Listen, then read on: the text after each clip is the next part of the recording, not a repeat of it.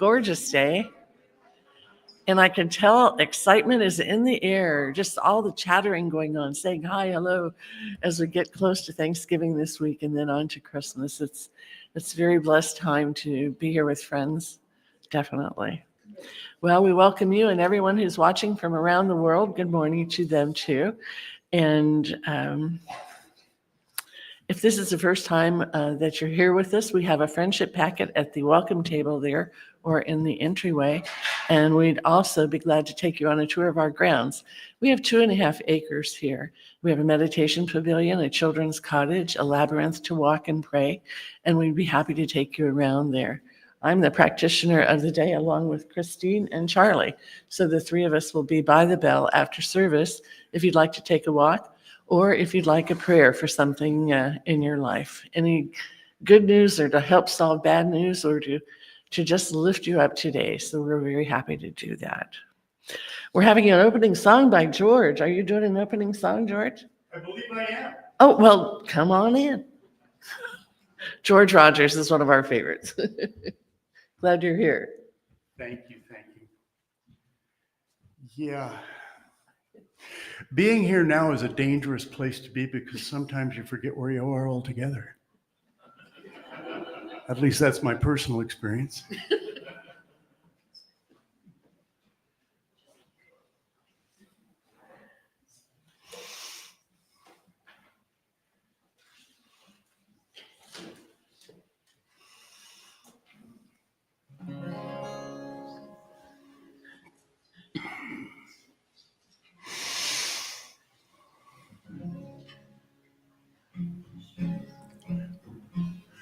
Now, I'll let others go deep with you. This is my rendition of going deep. I discovered that my dog might have a better perspective on life than I do. So I wrote this song. So how is it that we've come here, spin around the sun, watch all of this life going by? Like a pup with his head out the window, we don't want to miss a thing. We've all been taken out here for a ride. You can sing the chorus if you choose to. Going for a ride, going for a ride. Someone please roll down the window so I can see outside. Well, I'll bark when I feel happy, Lord, and I'll bark when I get mad. Might not think I have a lot to say, but it's the only words I had, and I'm going for a ride.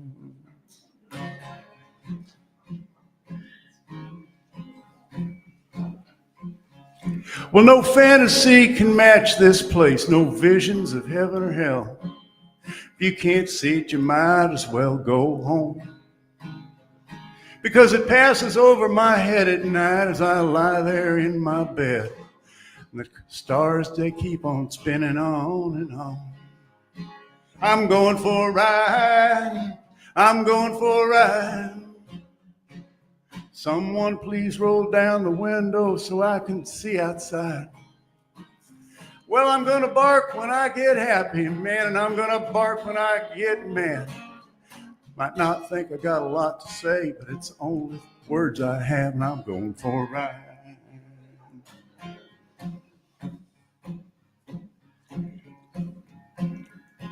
Well, it's not for me to answer. I don't think I'll even try.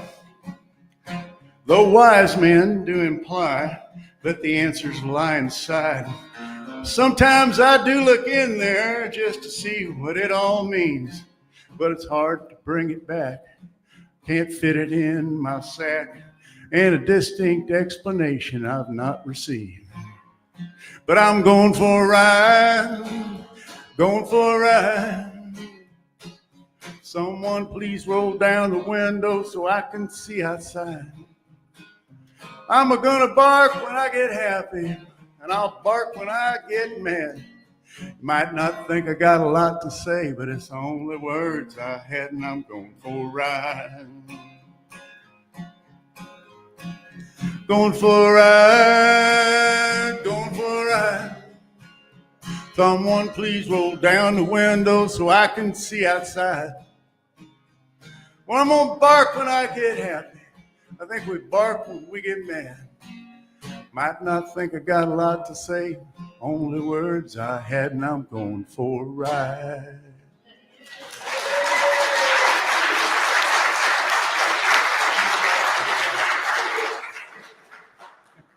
Thank you. Oh, George, that is so cute. That is so cute. Any dog lovers out there? Oh, yeah. You know, what was that? That is great. All right, I'd like to invite you to turn and wave at the camera. We have a lot of people out there that want to see who's here and who isn't. Maybe they're at home just taking a nice morning off. Thank you, Lindy. That's very sweet. We have some other members of the team here today, our ushers and greeters, and glad you are there. And we have the kitchen cookies making lunch for us this morning. And Christine and I came here early, and Lori's in the office, and Reverend Sue and Doug held at the board desk. So we're glad you're all here, and Lindy in the sound team. So it takes a whole group to make this a beautiful morning. If you have a cell phone that needs to be silenced, please do that now. Thank you. And we have some focus announcements. Now, we have quite a few, so get ready. If you missed the baskets in the foyer, that's a raffle, so they're all fabulous. Put together by the Bliss team, and they do a fabulous job. I'm just always in awe of how many things are in each basket.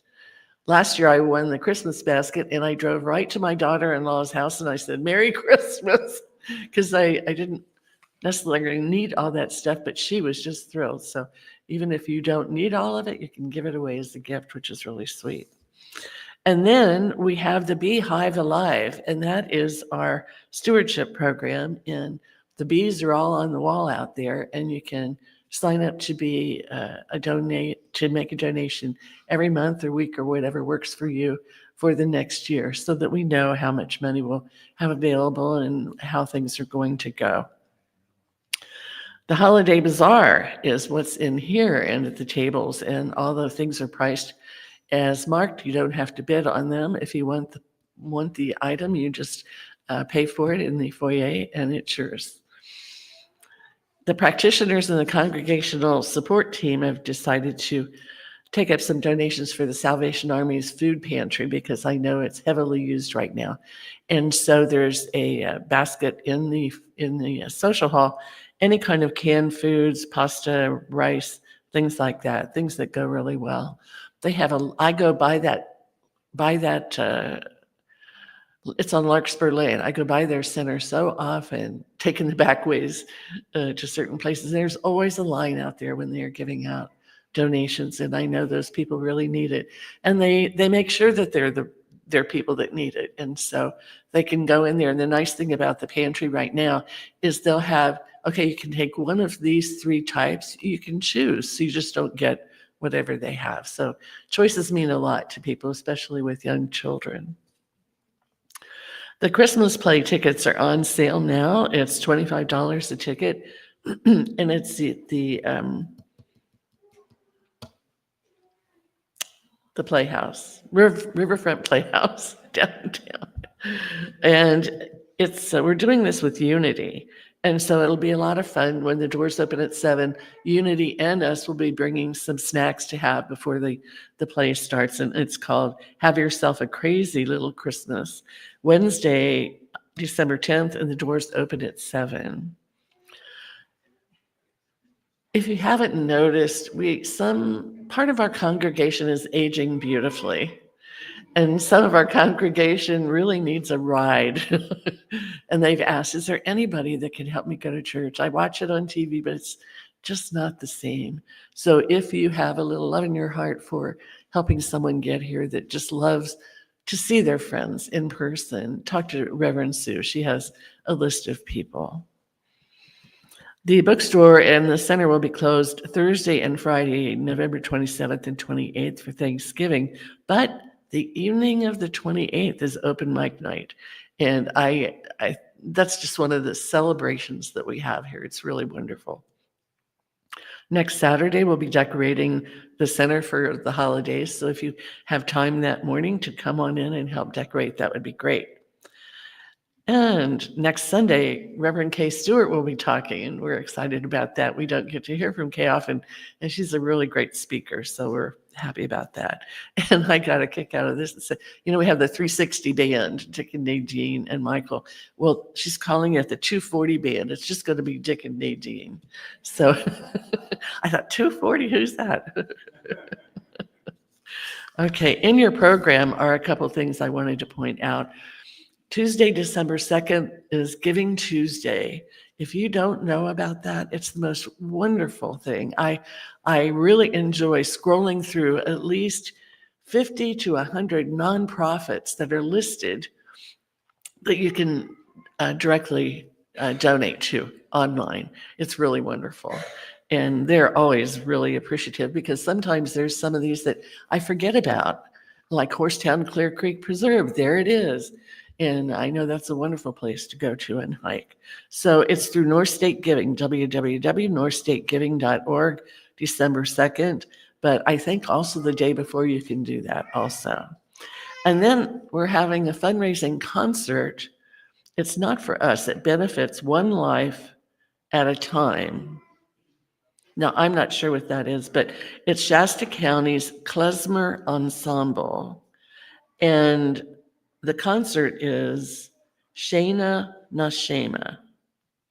Anyway, it's in the program. I hope I pronounced it right. And it's Saturday, December 6th, 6:30 to 8. It's the only klezmer music ensemble in Shasta County. New to me, but I think that would be a really interesting thing to go to. What else? There was something else. Oh, Blue Santa. Yay! It started really well. Janet brought these in, and I think it's from the, is she in here, Janet? Discovery Shop, most likely. But they are so cute. And then someone brought the Mickey and Minnie Mouse, and we're doing this for the Reading Police Auxiliary. They do this every year. And on their day, when they distribute these, they go first to the hospitals, to all the children in the hospital, and they give them one. Then they go to really lower income areas of Reading, drive around, and kids come out because they know, and they'll hand them out. And so I always love seeing a police car go by with a teddy bear hanging out the window. It's so cute. And then when they go on disturbance calls to homes, when there's a family disturbance, they've got them in their trunk and they can give them to the children. It's really sweet. All right, I think we're ready to go. So, would you like to do the bell? We like to ring the bell 3 times to take us into that place in our heart where we can connect with the prayer that I will do. It's a very special time.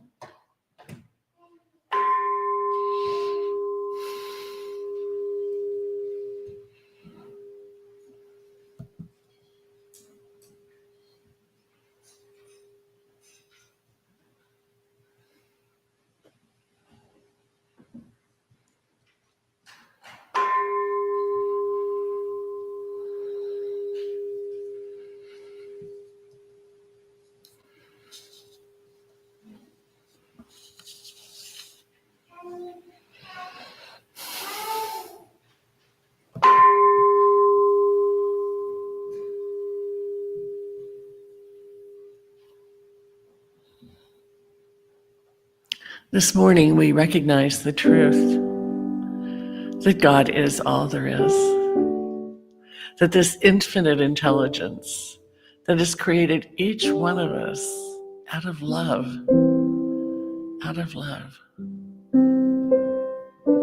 And we are here in this life experience to give and receive love, but also to be curious about the universe and about God and about everything that goes on this planet. And to know it's all on purpose. There's a reason for the good and the bad, the wonderful, the tearful. And that's what makes us human, is that we can feel the emotion in everyone's life and be curious about why. And for me, I know for myself and most people in the world, we're curious because maybe we played a part in making it happen. Maybe we were a little too, judgmental. Maybe we looked down on too many people or questioned their integrity or, thought less of others when God created them in love. And so I know for myself, especially this holiday season, I look at everyone with love in my heart, wishing them peace, centeredness, feeling the blessings of being alive as a child of God, and celebrating that. So in gratitude, I let these words go as they center in on my heart, and I hope on your heart too. This is the time for not only curiosity about why, but sending love and gratitude to everyone we know and everyone we meet and everyone we just think about. So I release this prayer knowing it's embedded in my heart, and I hope yours too. It's that time for Thanksgiving. Thank you, God, for letting us celebrate this again this year. And I release these words to the law of mind, the law of word. And so it is. Reverend Sue, you have a tough topic.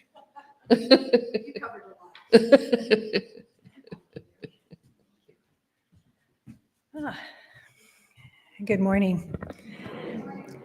We moved the chairs in a little bit for the display of the goods and services, so it makes it feel more crowded in here. It's funny, I got more butterflies. So it's just interesting how you just reshape something and the whole feeling seems different. So the topic is, as Mary so beautifully prayed us forward into the understanding of leaning into curiosity. And we're all preparing one way or another for the beginning of the holidays, and Thanksgiving being this week. I just have to share this cute little thing I saw. Has nothing to do with the topic, but I think it's so cute. An elderly aunt at a family reunion once said, "Remember, family is like fudge, mostly sweet, with a few nuts." So you can kind of remember that if that's showing up at your table. I just thought, that is so dang funny.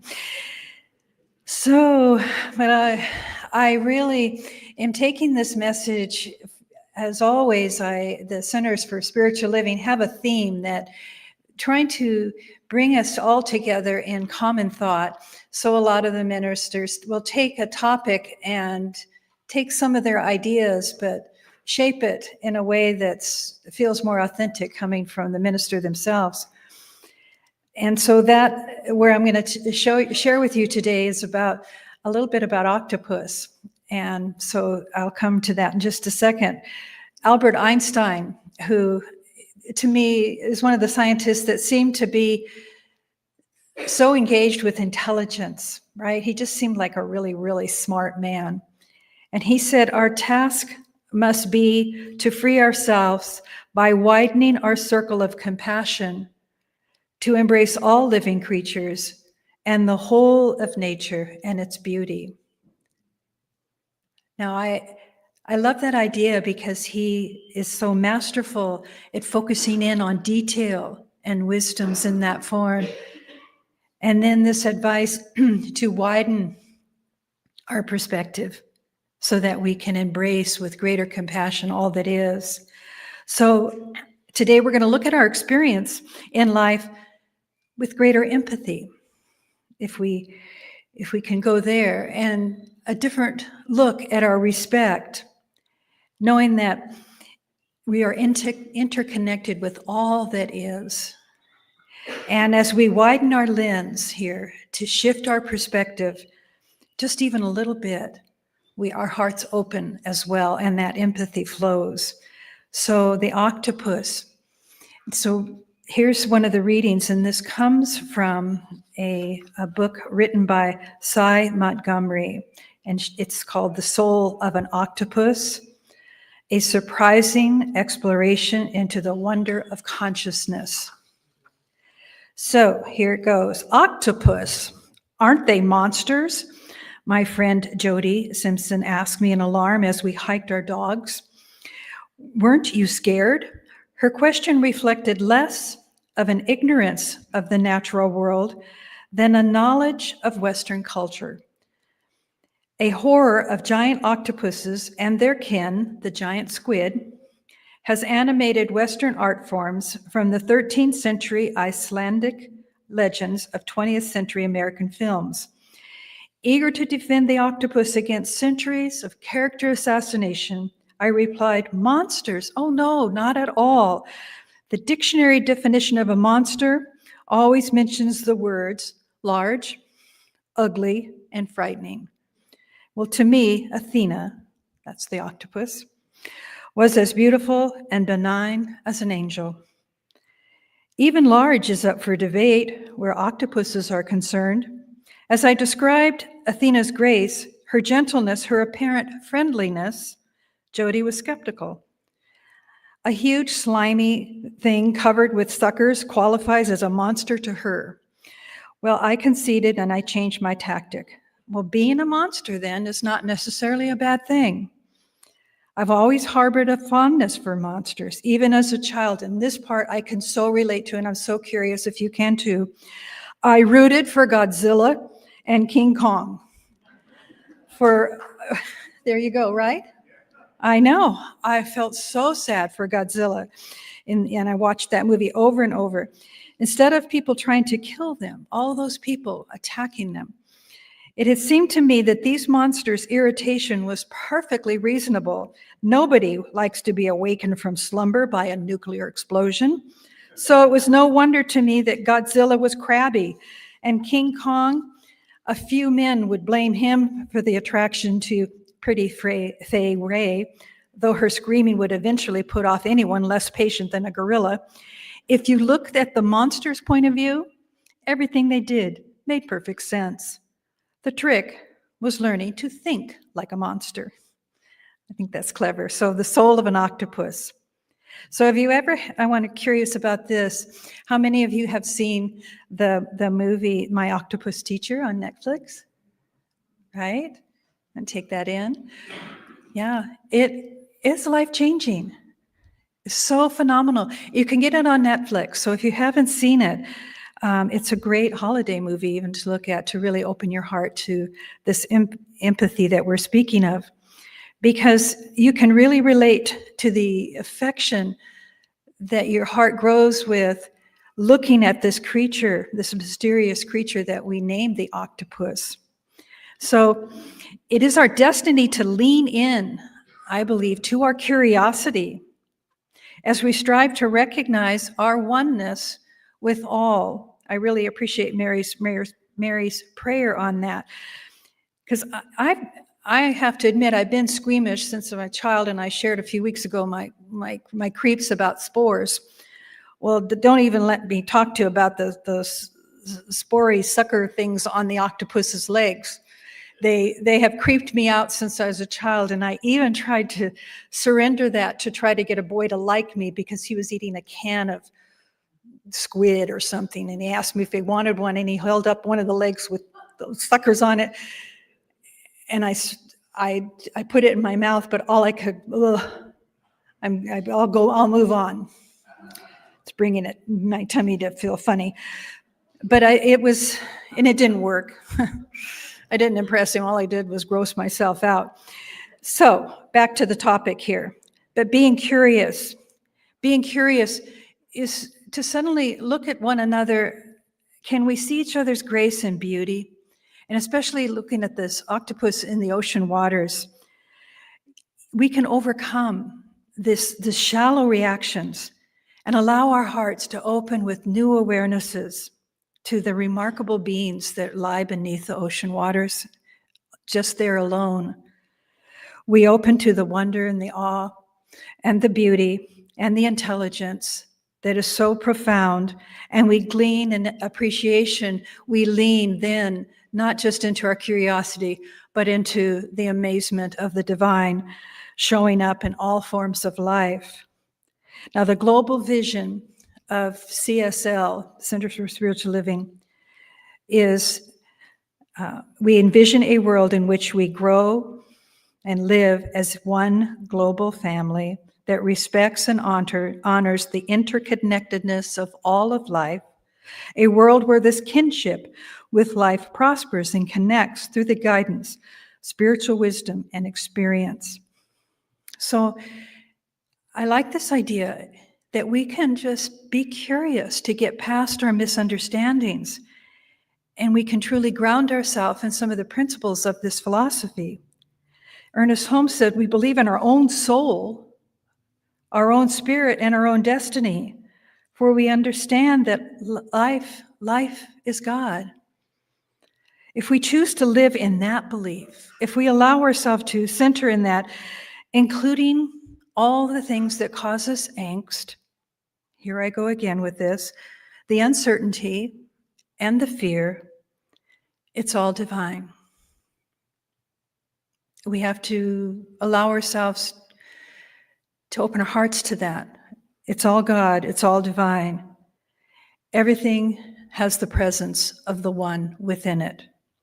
So the another thing that Ernest Holmes says, you belong to the universe in which you live. You are one with the creative genius back of the array of ceaseless motion, this original flow of life. You are as much a part of it as the sun, the earth, the air. So it's important here. It's important here to get past our small selves and truly begin to look at what's going on mysteriously all around us that surrounds us. And when we can let down that resistance, when we can allow ourselves to pay attention to what we hold biases about and choose to recognize the soul nature is what I'm talking about. I loved George's song about the dog because, you know, the bark of the dog, we don't know if it's a joy bark or a mad bark, right? It just is. It's something stirring in the precious animal. So we look at witnessing this divine expression in all. And if we can leap then into knowing and remembering in the most subtle of ways that we are interconnected, we're swept in to what carries us through our misunderstandings by love. And that sense of connection begins to deepen. It might be slow, it might be crusty, it might be clumsy. It might be filtering through some of your frustrations with other beings, but there's a level of respect that comes by leaning into our curiosity. And I love the part of nature and that every life form has a soul. Every life form has a soul nature.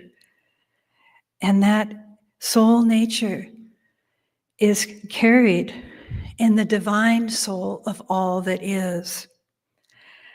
So we all have recognized, as we mentioned, our dog pets. All of our pets have unique personalities, don't they?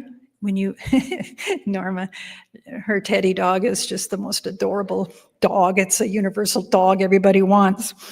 But every animal develops these personalities and this sweetness. And the animal kingdom, it's there in every form. Lately I don't know why it keeps showing up on my Facebook, but that darn female lion and the male lion, he's snoring away on his side. He's got his big mane and he's snoring. And she's looking at him and she swats him with her big giant paw. And he wakes up and he's like, what the heck? And she's just glaring at him. That's so universal. Not that I do that, but I just thought it's so amusing to me. And even though it keeps showing up, I watch it every time all the way through. Facebook, some of the things I rub me the wrong way, but there's so many things when it brings babies and pets in there. Man, I'm a sucker for it. I'll just start going from reel to reel to reel, enjoying all of it. Because I'm looking at something of nature that's showing me something I don't really totally understand. And it's sharing back to us a wisdom. And we know that this isn't a profound thing I'm talking about. It's not a big breakthrough. But we know this. We've studied some of these things in our times together, how the trees communicate. I can't stop being in awe of that, how their interconnected network beneath the soil, how two trees will grow right next to each other in more of a desolate place just to survive, just to lean into each other so that they share the same nutrients and they become stronger and they're able to weather the winds and the storms and the snow. They stand tall and strong because they know they're interconnected.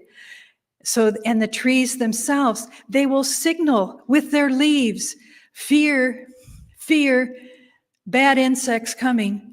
And so it lets the other forest down the way start to release into their leaves some kind of a chemical reaction that makes their leaves not tasteful for this bug that's coming. That's just so amazing to me. Isn't it to you? There we go. Whew. I'm going off script here, but I love the fact that they share nutrients.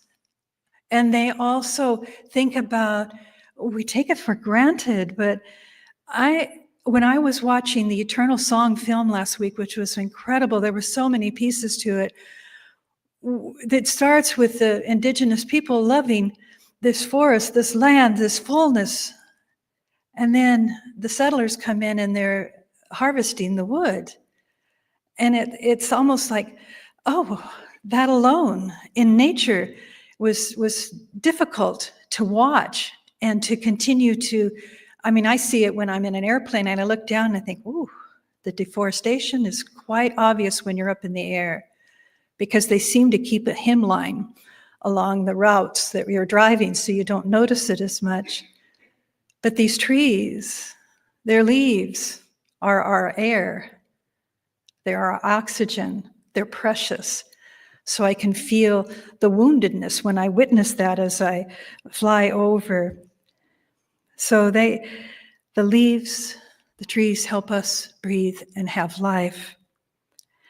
And there's also been studies that they have a collective mourning when one of their trees fall or get sick. I thought, how do they know that? Some form of mourning. So I think what the raging forest must feel when the raging fires come and what they face. We're all haunted by it here, but it's so destructive, it seems, or is it nature?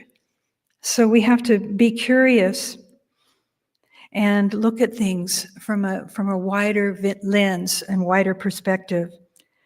And I've been sharing about the nature of bees, and it's been really fun to study them as they're a part of our financial prosperity drive.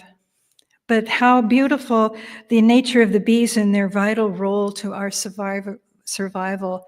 And we know that. But it drives it home when you go to a Bioneers conference and they champion the stories of the bee. And you think about how when the bee's in flight, sometimes we're like, there's a bee. And it's flying around and we might start swatting around and it's afraid of the bee when it's just doing a flight pattern that has a communication going on. And we're messing up with that, with waving our hands energy through it. If we just let it be, let the bee be the bee, they just fly on and they're doing their thing. They're gathering information through their dance that other bees recognize, we don't. And the inner harmony of the hive is vital to its survival and their unconditional devotion to their queen. It's really something to wonder about. And think about the communication of the humming and the buzzing that translates again to their survival. Now that took me, when I was thinking about that, how beautiful it is in the spring and in the summer too, but in the spring when things just suddenly start to blossom and the bees are just, whew, and I've got an archway of trees that I have to walk through to get to the front door of the house. And I love to walk through there and hear that sound, stand there and hear that hum. Because in yoga, there's a hum that we try to create that same resonant sound by humming and creating that to affect our pineal gland, to open our consciousness to higher understanding. So you can just, cheat a little bit and stand with the bee, stand with a whole bunch of bees under the tree and just walk underneath and enjoy the opening that you'll experience. Because the harmony of Om is what you're hearing, is universal to all. So our mention of the octopus, Cy Montgomery discovered that these creatures, like humans, they have personality, skills, reasoning abilities, and they also had an awareness of life and death.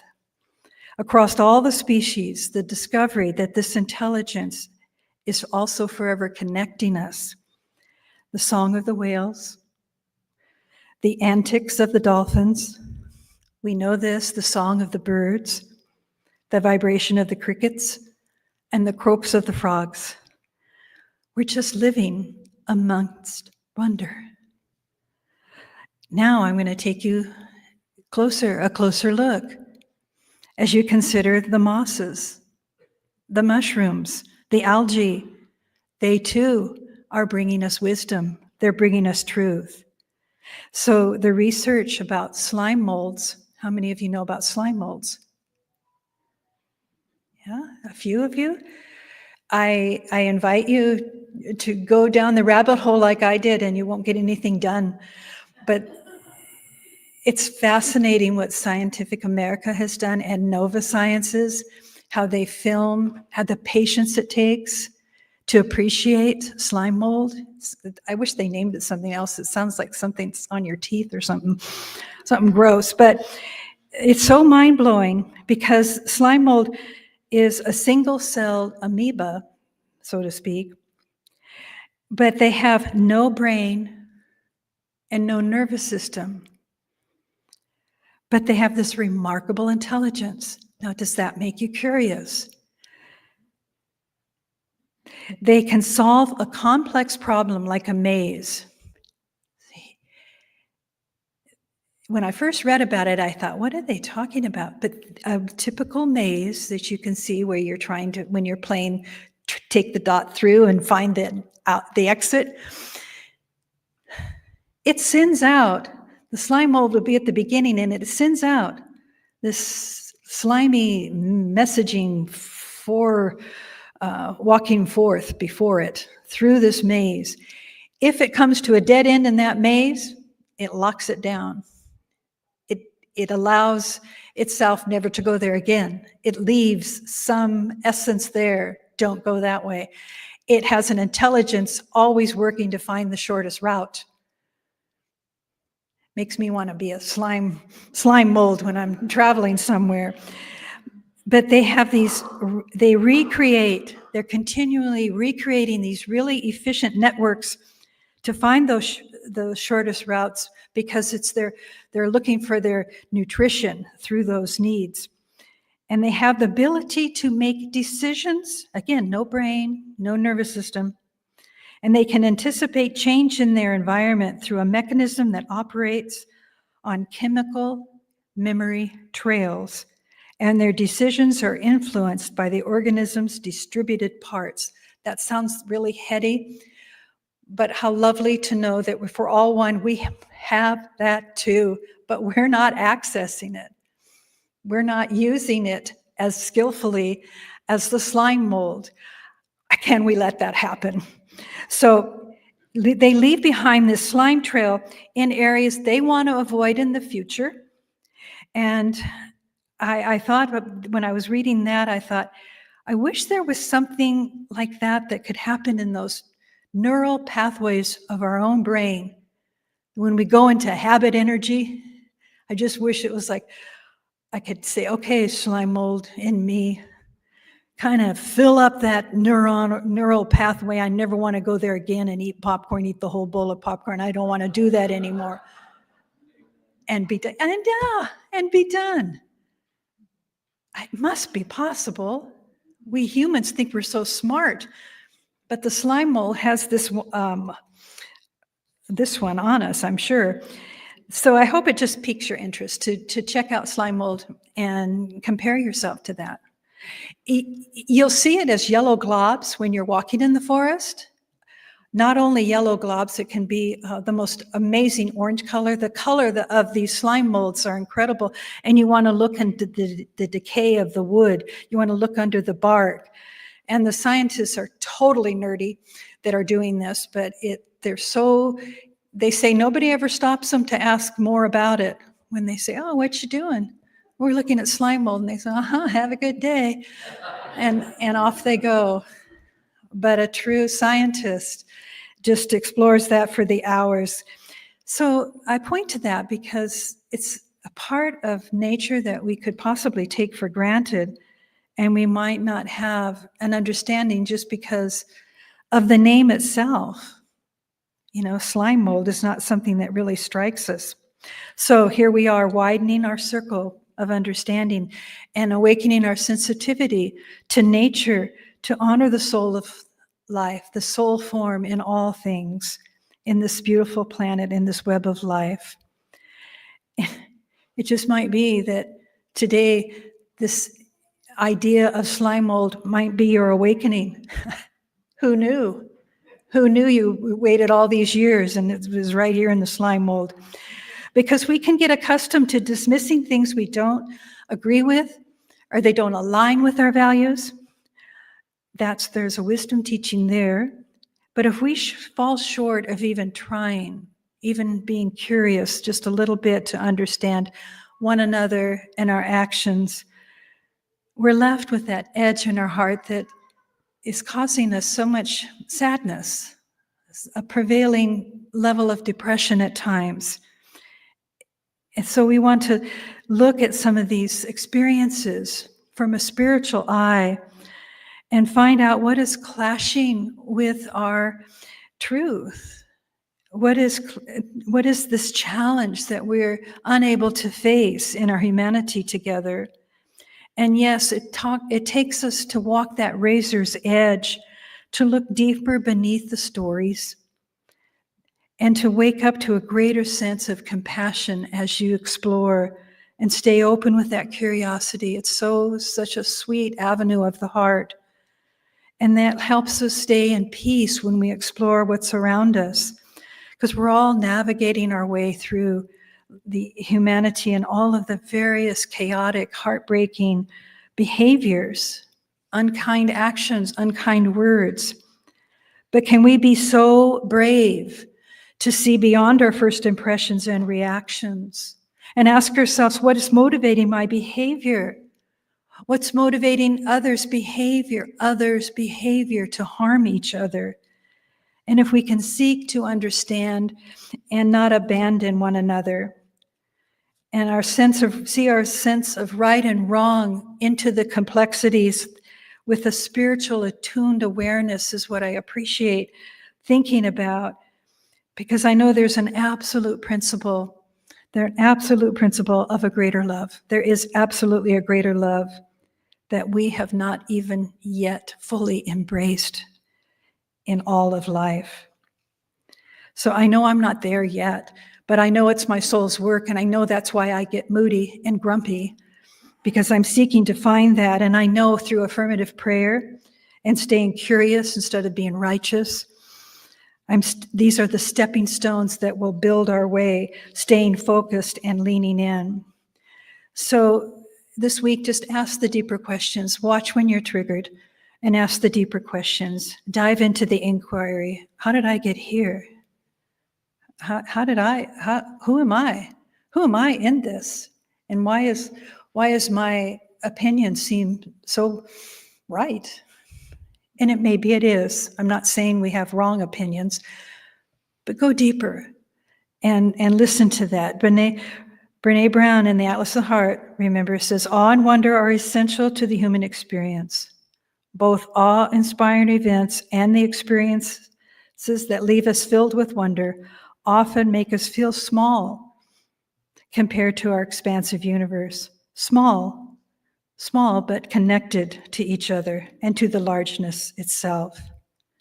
So I'm going to invite Susan up here. I have something she brought forward to me that really helps on this week before Thanksgiving, and also our honoring of the indigenous people in the land that we are so blessed to have our establishment on, this center here.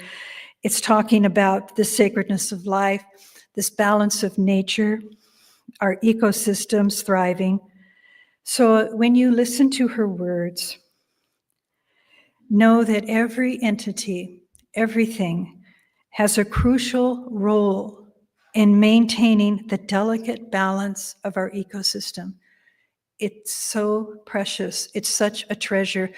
And we are awakened beings, awake and with love in our hearts to appreciate that, to respect one another, and ultimately just be kind.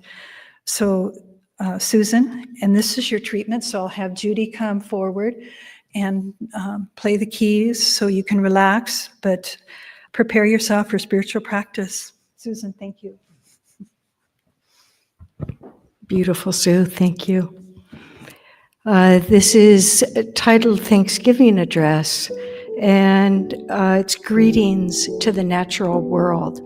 It's offered to us by the Haudenosaunee. I will read just a little bit of their introduction here.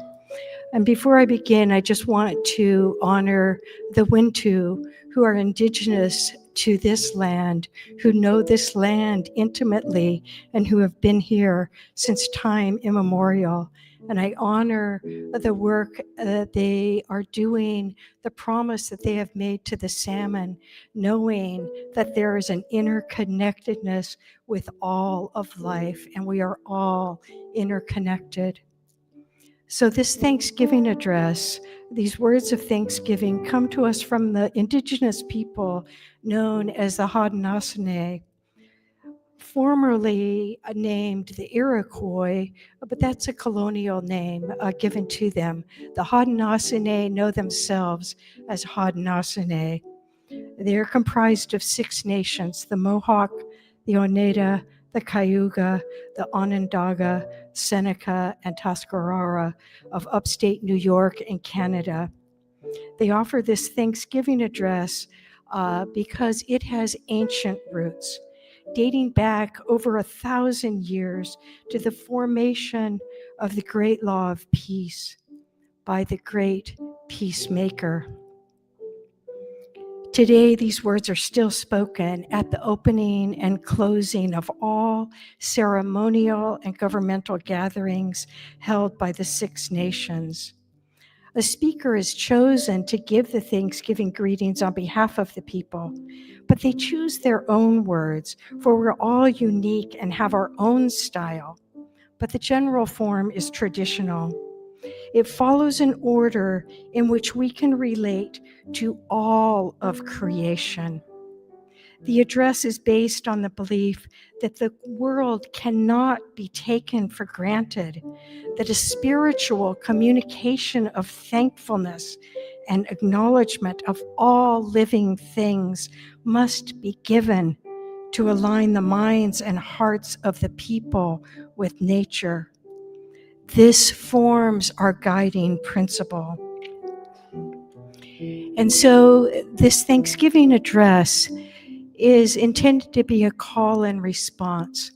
And so I would invite you to imagine, as we go through each one of these gratitude portions, to think about your own intimate connection with nature, with the natural world, with what you know of Creator. Maybe it's the slime molds, maybe it's the hummingbird, whatever draws you close to Creator. And then we are invited to join together after each section to say together, now our minds are one. The people. Today we have gathered and we see that the cycles of life continue. We've been given the duty to live in balance and harmony with each other and all living things. So now we bring our minds together as one as we give greetings and thanks to each other as people. Now our minds are one. The Earth Mother. We are all thankful to our Mother, the Earth, for she gives us all that we need for life. She supports our feet as we walk about upon her. It gives us joy that she continues to care for us as she has from the beginning of time. To our Mother, we send greetings and thanks. Now our minds are one. The waters. We give thanks to all the waters of the world for quenching our thirst and providing us with strength. Water is life. We know its power in many forms: waterfalls and rain, mists and streams, rivers and oceans. With one mind, we send greetings and thanks to the Spirit of water. Now our minds are one. The fish. We turn our minds to all the fish life in the water. They were instructed to cleanse and purify the water. They also give themselves to us as food. We're grateful that we can still find pure water, so we turn now to the fish and send our greetings and thanks. Now our minds are one. The plants. Now we turn toward the vast fields of plant life. As far as the eye can see, the plants grow, working many wonders. They sustain many life forms. With our minds gathered together, we give thanks and look forward to seeing plant life for all generations to come. Now our minds are one. The food plants.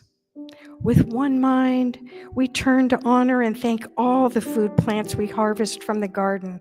Since the beginning of time, the grains, the vegetables, beans, and berries have helped the people survive.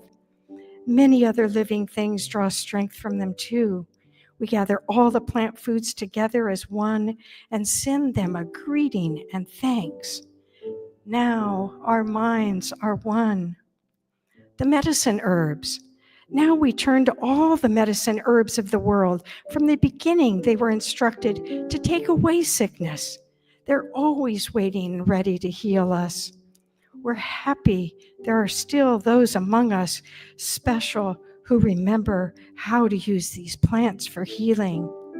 And with one mind, we send greetings and thanks to the medicines and to the keepers of the medicines. Now our minds are one. The animals. We gather our minds together to send greetings and thanks to all the animal life in the world. They have many things to teach us as people.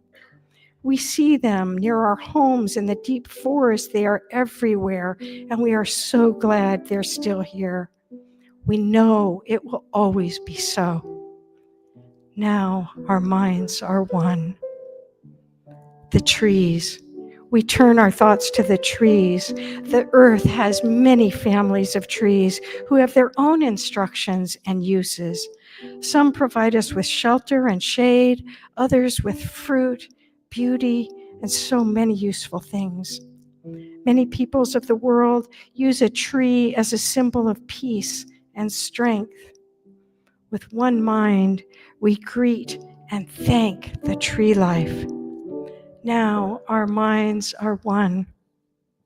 The birds. We put our minds together as one and thank all the birds who move and fly about over our heads. The Creator gave them beautiful songs. Each day They remind us to enjoy and appreciate life. The eagle was chosen to be their leader. To all the birds, from the smallest to the largest, we send our joyful greetings and thanks. Now our minds are one. The four winds. We're thankful to the powers we know as the four winds. We hear their voices in the moving air as they refresh us and purify the air we breathe. They help to bring the change of seasons. From the four directions they come, bringing us messages, giving us strength. With our mind, we send our greetings and thanks to the four winds. Now our minds are one. The thunderers. Now we turn to the west, where our grandfathers, the thunder beings, live. With lightning and thundering voices, they bring with them the water that renews life. We bring our minds together as one to send greetings and thanks to our grandfathers, the thunderers. Now our minds are one.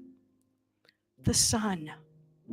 We now send greetings and thanks to our eldest brother, the sun. Each day, without fail, the sun travels the sky from east to west, bringing the light of a new day, the source of all the fires of life. With one mind, we send greetings and thanks to our brother, the sun. Now our minds are one. Grandmother Moon. We put our minds together and give thanks to our oldest grandmother, the moon, who lights the nighttime sky. She is the leader of women all over the world, and she governs the movement of the ocean tides. By her changing voice, we measure time, and it is the moon who watches over the arrival of children here on earth. With one mind, we send greetings and thanks to our grandmother, the moon. Now our minds are one. The stars.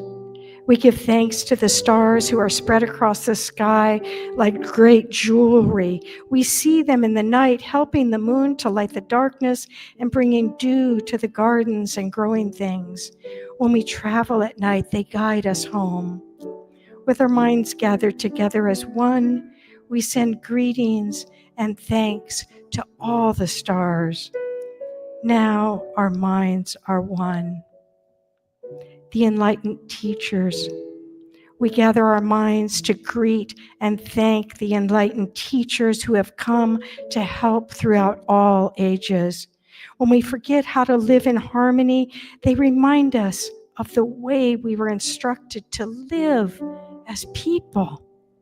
With one mind, we send greetings and thanks to these caring teachers. Now our minds are one. The Creator. Now we turn our thoughts to the Creator or Great Spirit and send greetings and thanks for all the gifts of creation. Everything we need to live a good life is here, right here in this moment on Mother Earth. For all the love that still surrounds us, we gather our minds together as one and send our choicest words of greetings and thanks to the Creator. Now our minds are one.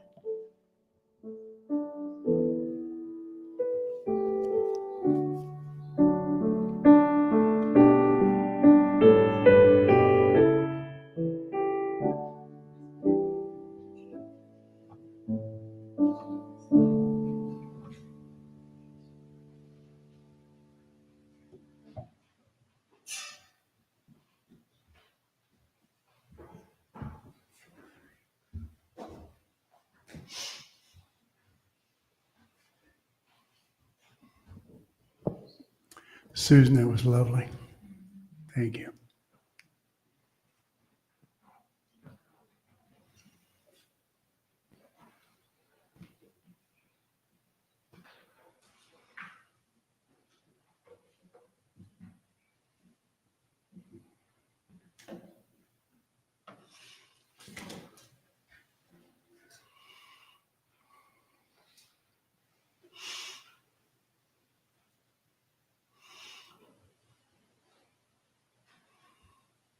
I hope this doesn't have too many verses for you.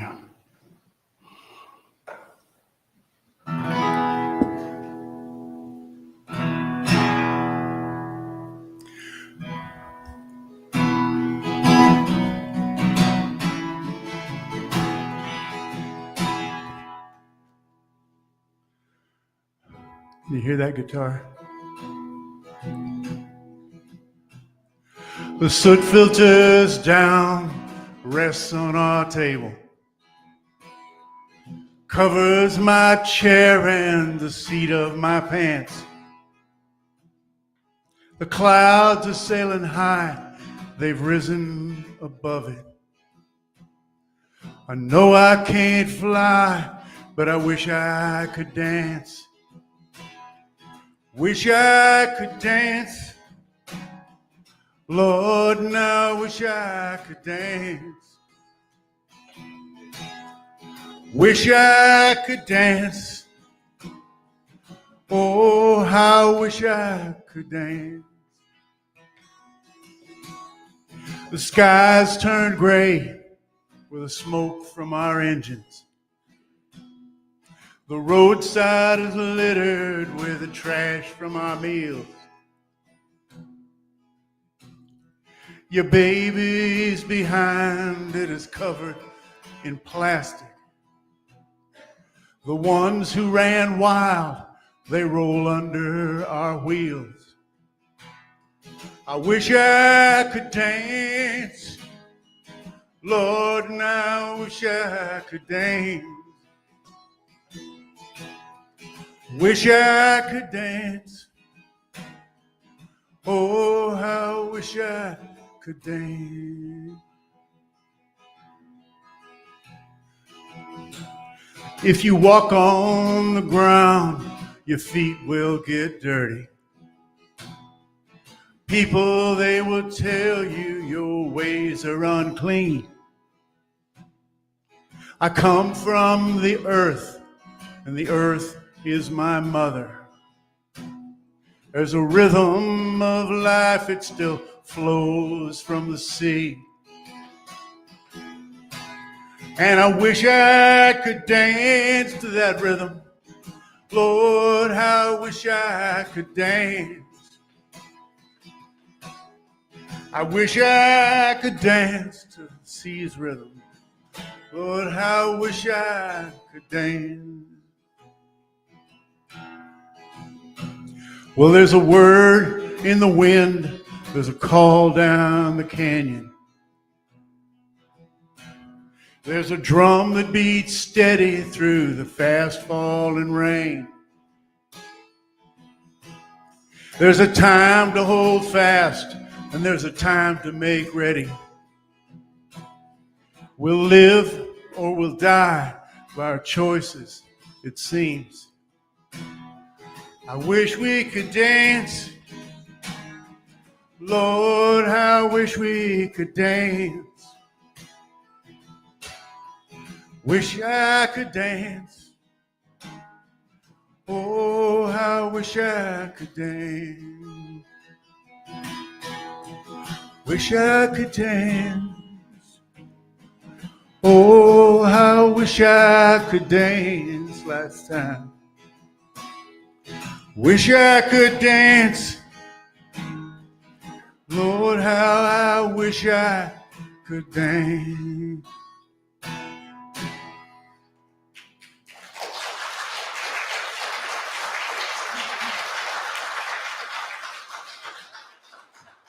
Thank you, folks.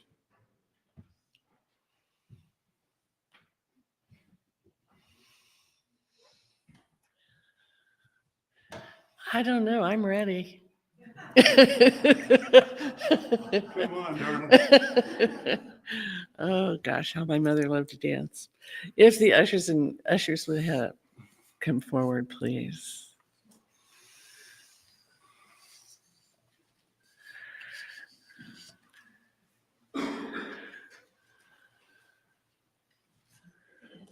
Mhm.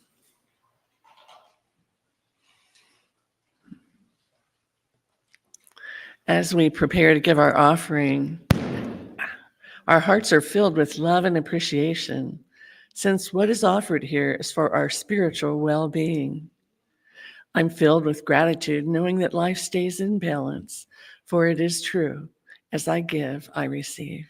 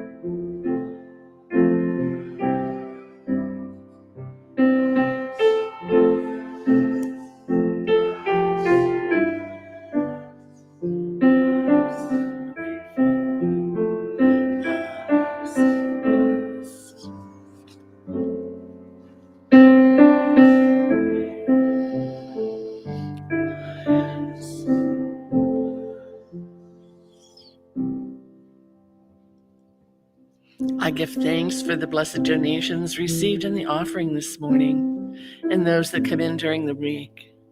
I know each dollar supports this spiritual family in many ways as we grow together, pray together, even dance together, and give thanks for all that this center has been blessed with today and always. And so it is.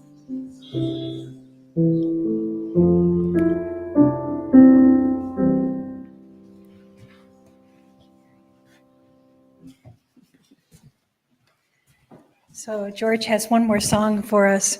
I want to thank you, Judy, for the beautiful playing in the background. You didn't anticipate that, but that gave your hands a workout. But I love that prayer. And if you need a copy of it, I have printed it out up here too, and I can go make copies. But it's such a great reflection to put the whole idea into an ancient prayer like that. My heart feels so full and grateful. So I'm also, it's Potluck Sunday, so those of you that brought something, we appreciate that. So enjoy your time in the social hall and maybe share some of what you're grateful for with one another and just meet a new friend. So George, you have a song for us, and then we'll stand after that and do the peace song. Right, Judy? All right. So thank you, and everybody have a wonderful holiday no matter what you do. Say a grace and enjoy it. Thank you. I'm going to sing this as you're walking out too. It's a long way out and turning home. Rivers old and wide. The path that you have found will carry you to the other side. And the voice that echoes in your heart tells you you must try. So you turn your steps once more into the morning. Morning where everything is new. The morning where the light will shine for you. Morning where you try once more to be true. Yeah, you'll turn your steps once more into the morning. Your broken vessel overflows. Your heart tells you where you must go. You boasted of the strength you've shown as if it were your own. Give credit now where credit's due. You've never been alone. When you opened up your heart into the morning. Morning where everything is new, to the morning where the light will shine for you. Morning where you try once more to be true. Yes, you turn your steps once more into the morning. Now I'll say no more as life turns into light upon the way. My words cannot explain the truth nor clearly show the way, but loving is the teacher who comes to us each day as we begin to make our way into the morning. The morning where everything is new, morning where the light will shine for you. The morning where you try once more to be true. You turn your steps once more into the morning. You're a courageous bunch, and you will turn your steps once more into the morning.